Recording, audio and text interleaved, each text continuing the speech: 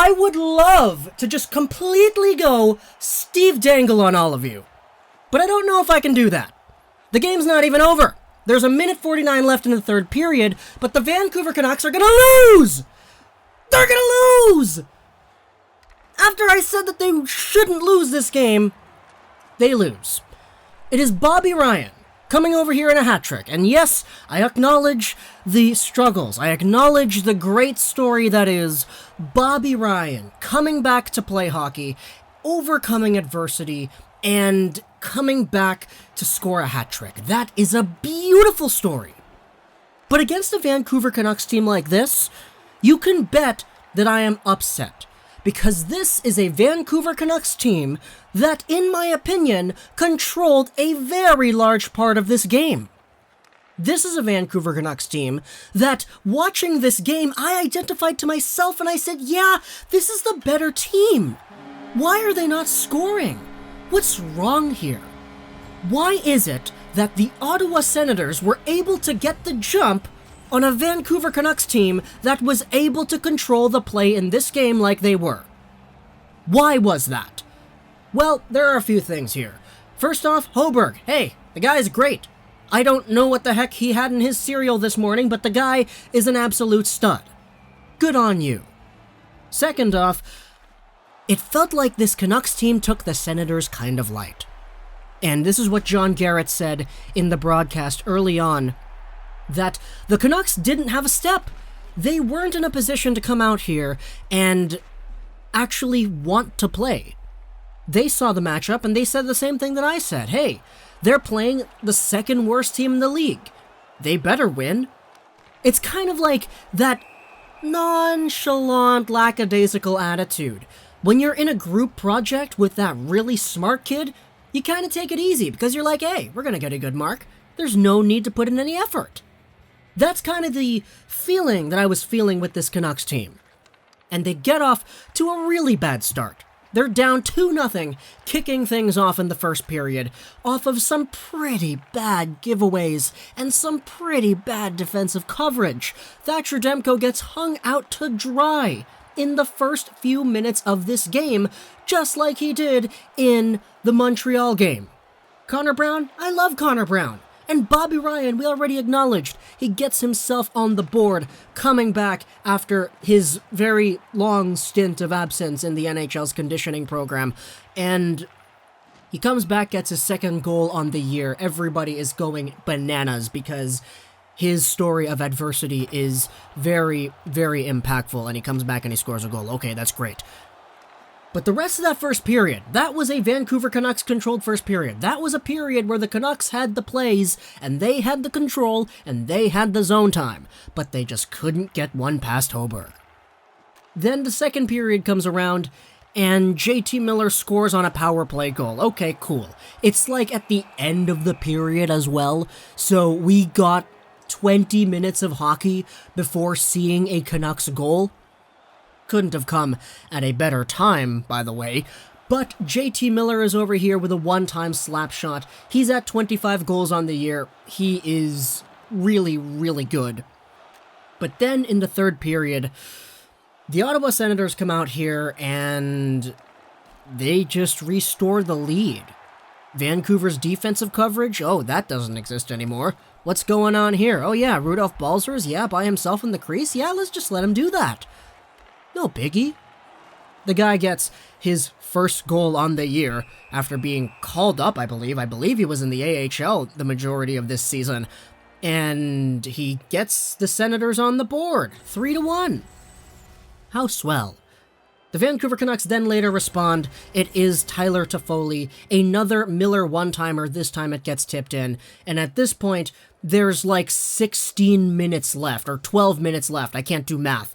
There's 12 minutes left in the third, and I'm like, okay, this Canucks team needs to score just one more. This Canucks team has been controlling the pace. There have been moments in that third period where it looked like a power play, but it wasn't. It was 5-on-5, and the Canucks were manning the point, tipping the top of the umbrella, doing everything properly, but they just weren't shooting it.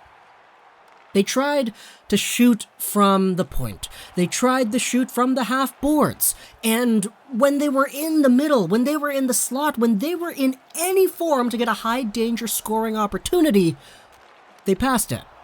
The whole team did this. Everybody who was in the offensive zone and who had an extended amount of time did this.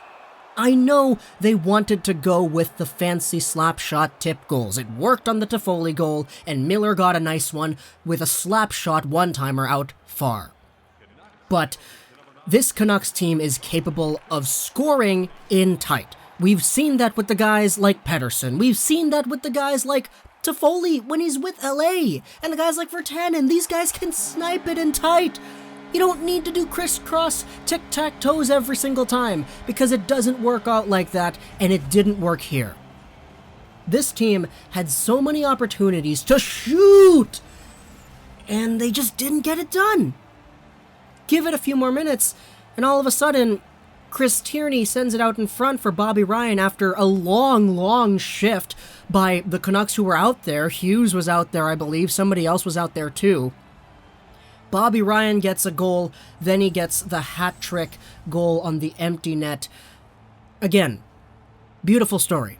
Beautiful story for Bobby Ryan to be able to come back and stand on top of the hockey world once again. I will not discredit the struggles and the adversity that Bobby Ryan has had to get through in order to come out to this point. It's just that Bobby Ryan being the guy to score those goals is the epitome of my frustration right now because it's against my favorite team.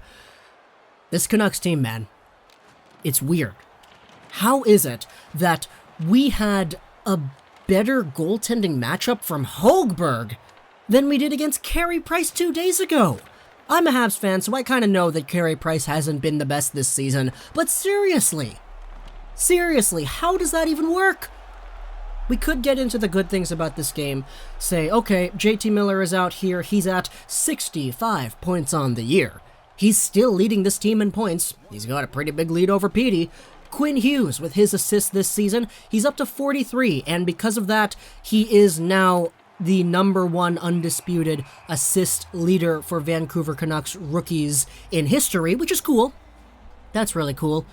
But none of that makes me feel better, man. None of that makes me feel better. It was kind of weird looking at it as Thatcher Demko made all these stops in the first period and the second. The Canucks still gave up chances. They really didn't put their A game in this one. The Ottawa Senators had so many opportunities to go up by 2 or 3 goals here and there that Thatcher Demko, to me, was one of the best players on the ice, if not the best, for the Canucks this entire first 40 minutes. And he still let in 2 stinkers. How is that even possible? How can you craft a team that is so... Okay, I'm not even... No, let's not do that. Yeah, let's not... Okay, let's try to calm down a little bit. Yeah, we'll spend the last 2 minutes of this video doing that. Because, yes, indeed, the Canucks were pretty good. They actually did control the zone a lot, and they had a lot of zone time. A lot of opportunities to get the puck to the net, but they didn't do that. Really pisses me off, but that's what happened. The fact of the matter is, though, the Canucks were in this game trying to be perfect.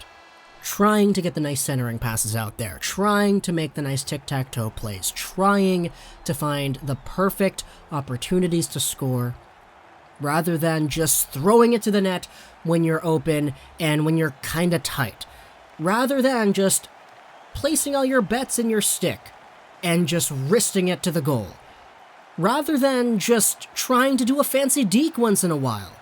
They tried all their shots from out far trying to get those tips, and they tried all those cross-crease passes in tight trying to get some highlight reel goals.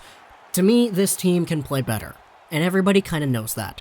We lost to the second worst team in the NHL in the Ottawa Senators, and they made it look really difficult, not gonna lie. If the Vancouver Canucks pull off some of those scoring chances, I don't know if they get saved 100% of the time like they did when Högberg was in net. If you play this game 100 times, I guarantee you the Canucks get 4 or 5 goals, maybe like 70 times.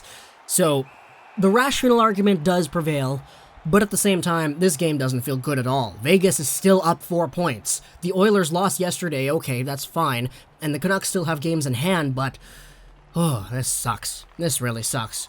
Bobby Ryan, mega props to you. Gets a hat trick in his return. That must feel amazing. Ottawa fans, it's a great story you have with Bobby Ryan coming back, so I will empathize with you there. But I hope you enjoyed this video, Social Dr. 99, and